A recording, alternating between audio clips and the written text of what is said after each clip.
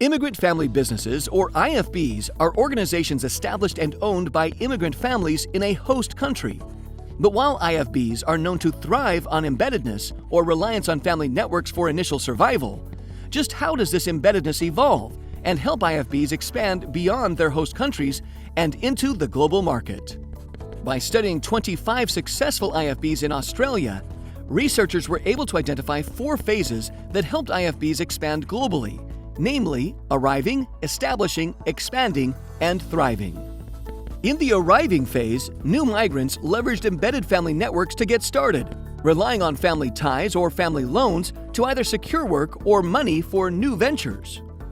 Migrants then often went through an establishing phase, wherein newly met acquaintances in the host country helped IFBs integrate into the local business communities.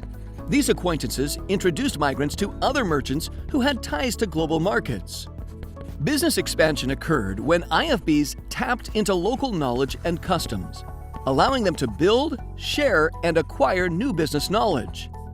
IFBs were able to adapt their businesses and custom-make products for the local market, increasing their own market share. Expanding in the host country eventually led to internationalization, whereby IFBs were able to buy businesses in other countries or offer their own products in new countries as word of mouth about their products spread.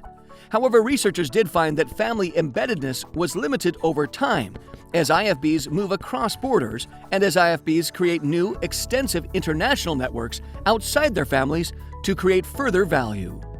Wonder how IFBs adapt, grow, and expand in new markets? If so, you may want to read this paper.